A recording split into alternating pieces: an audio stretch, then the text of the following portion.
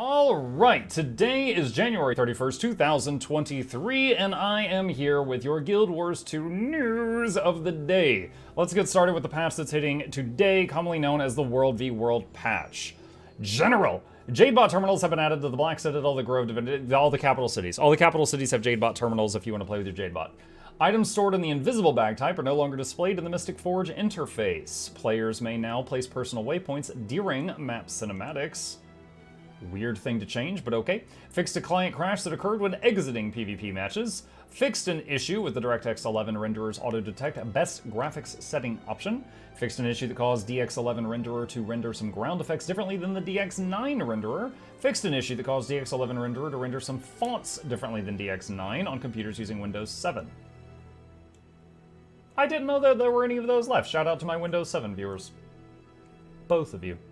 Fixed an issue that allowed certain endless tonics to be used while in combat. Okay, come on. They should just allow tonics to be used in combat all the time. I loved that in EverQuest 2. If you had a class skill that made you... like EverQuest 2 had class skills that just made you just look different. Like an elementalist could summon elementals and also look like an elemental. And you could just use them all the time if you wanted to. It was fine. That doesn't hurt anything. Let me fight Deimos as a freaking, shrunken Asura or a polar bear, whatever. It doesn't matter. It's fine. Anyway, World v World. This update includes an improvement to weekly rewards and introduces changes that are designed to encourage direct player versus player conflict and fights over objectives while taking care not to take the fun or the teeth out of objective defense. We'll be keeping a close eye on these changes, both the player feedback and quantitative data, and we'll make follow-up changes as needed. And then they link their blog post. I'll have a link to all of this. Chip loves World v World. He loves the murder. And I'll have a link to all this in the description down below. Achievements. New weekly achievements have been added to World vs. World. Completing these will award up to 35 additional weekly World v World skirmish claim tickets and other World v World rewards. Although it is kind of a drop in the bucket, this does mean if you are doing World vs. World for the Conflux Legendary Ring or Legendary Armor or the Warbringer Legendary Backpack, the increased amount of tickets per week does mean that it can, if you're getting the max tickets per week, this can shorten how long it takes you to get your stuff. Additionally, a reward of 8 gold can be earned each week for completing the new meta achievement. Now, in the grand scheme of things, there's a million other things you can do to get gold faster than this. However, if you enjoy World v World, you're probably going to get this without even trying, and then, hey, free 8 gold. These achievements reset every Monday. Warclaw Mount. Increase the damage that Chain Pull attack inflicts on gates by double from 2k to 4k. The Warclaw's Blessing movement speed boon now applies to allies in a radius of 600, increased from 360. This means if you don't have a Warclaw and you're running next to Warclaws, it will be easier for you to keep up with them. Siege. Increase the health pool of ballistas by 33%, flame rams by 25%. Increase the duration of the Ironhide boon applied by the rank 5 flame ram mastery from 5 seconds to 10 seconds. Increase the range in which Ironhide boon is applied from 300 to 600. Increase the range of the non-upgraded version of the ballista's reinforced shot from 3000 to 3500 to make it more reliable compared to other ballista skills. The upgraded version from the rank 4 ballista mastery now extends the range to 4000. Fixed an issue that caused players under the effect of the Oil Mastery 3 increased armor to be incorrectly affected by certain crowd control abilities. Time to oil up! Fixed an issue that caused players to lose control of siege weapons when affected by knockbacks, blowouts, or fear while under the effects of stability.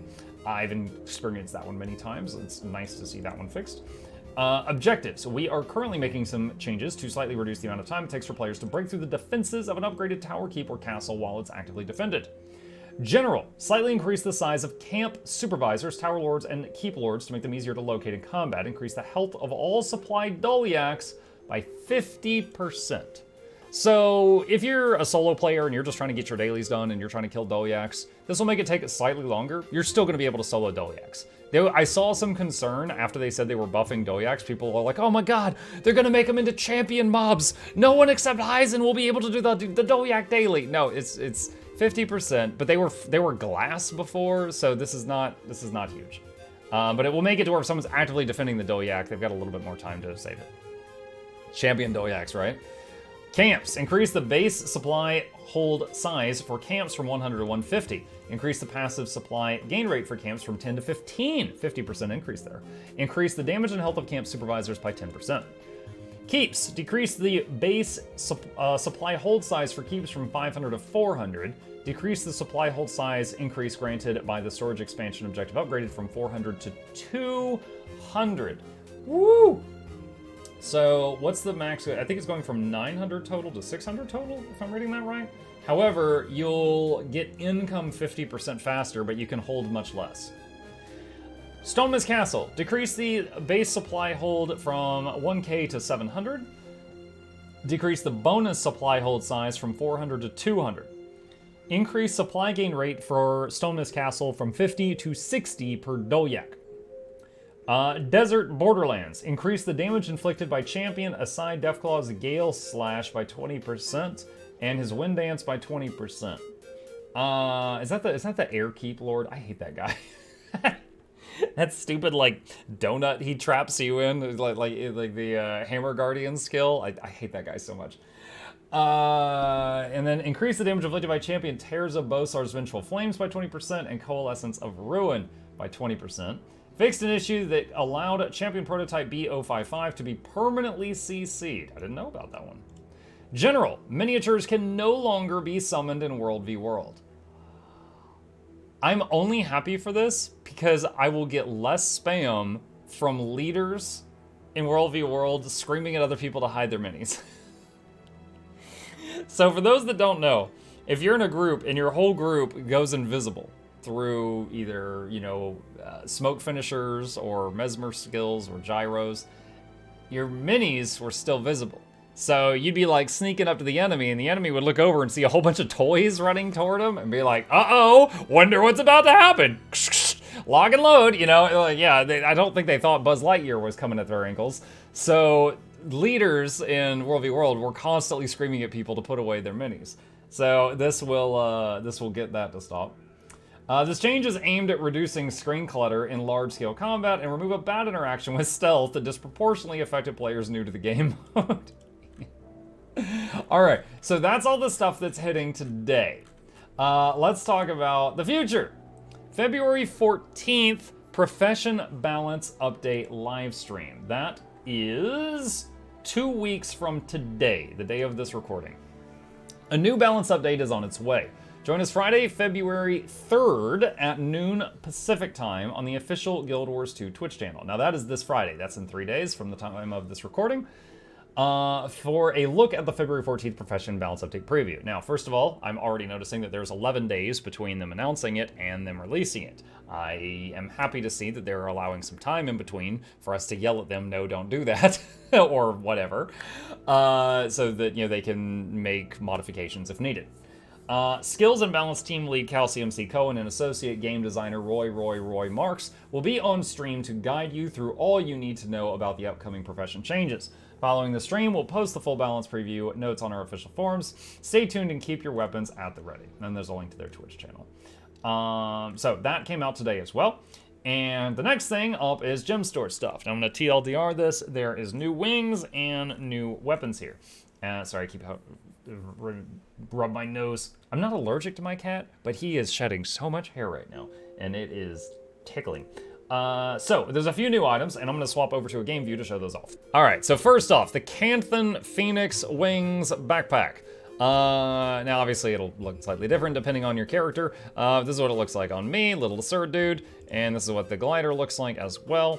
Like, honestly, for real, I think they did a good job with the animations. There are a lot of wings in the game that look very stiff, like they're cardboard. What? He wants wings. Okay.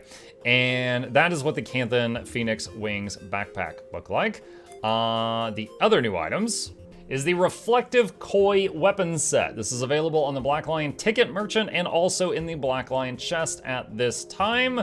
Let's go through it. Every one of these weapons has a reflective watery blades, or the part that you hit people with, and koi on it. They got fish. So that's the sword. That is the hammer, the long bow, the short bow, the axe, the dagger, the great sword, the mace, the pistol, the rifle, the scepter, the staff, the focus, and the tail part's actually the top of it. And it's got dangly bits. They know we love the dangly bits. The torch, which this is cool, it's a bubble wand. You set people on fire with bubbles. So that's the torch skin. And the war horn. And the shield, which looks quite pretty, in my opinion.